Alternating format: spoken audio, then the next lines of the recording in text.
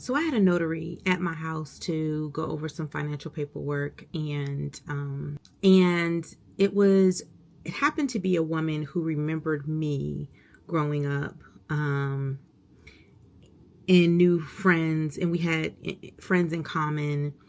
Let's say middle school, and she was so excited to see that it was me and was like, I think that's you. I think the name made so much sense to me when you made the appointment. And I was so excited to see the name, and I kept saying, maybe I thought that was you.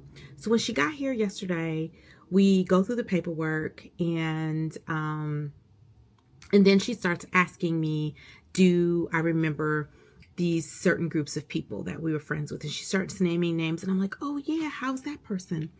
Oh yeah, how's that person? Oh yeah, I saw that person recently, after not seeing them for years.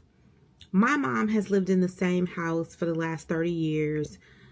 She moved there in 1990 when I was 10 years old.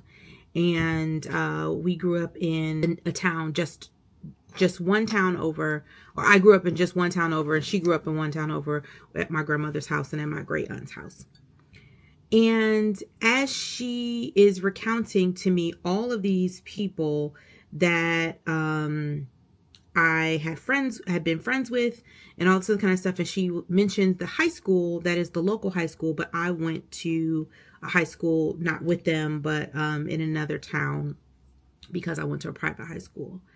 And she goes, oh, you don't talk to any of these people?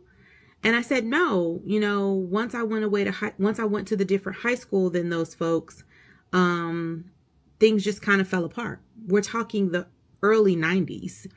There's no cell phones. If you're not in school with these people and you don't hang out with them people and you don't go to their houses anymore, and you have different times, and you just start to grow up, that's what happens. And so, I kept up with all of my high school friends. I still have all of those. My middle school friends, there's very few of them that I, even today, still know where they are or know what's going on with them. And she literally, after asking me all these questions, goes, are you a recluse? And I almost laughed, and I go, no, not at all. Once you grow up, and you grow out of a certain circumstance or a certain situation or people, because I had run into someone that I knew in middle school recently, and I'm going to say not much had changed. And if you can say that 30 some odd years later, then I'm going to tell you it was okay that I didn't keep up. I am not the same person. The places I grew up in raised me and made me who I am today, but I knew every place I had been as a child that I was not where I belonged, if that ever made sense.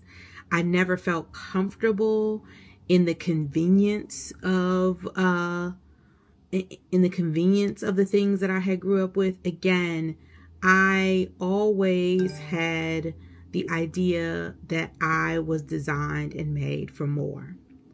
And this is for someone else, some younger woman like myself who always knew that I was made for more.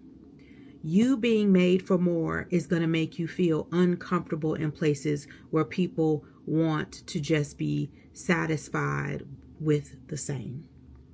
I don't want you to feel out of sorts. I don't want you to feel awkward. I want you to notice it. And then I want you to recognize that the people, the places, and the things that are no longer for you are no longer for you. And it doesn't mean that you think that you're better than anybody. It doesn't mean that you think that you have more value than anybody.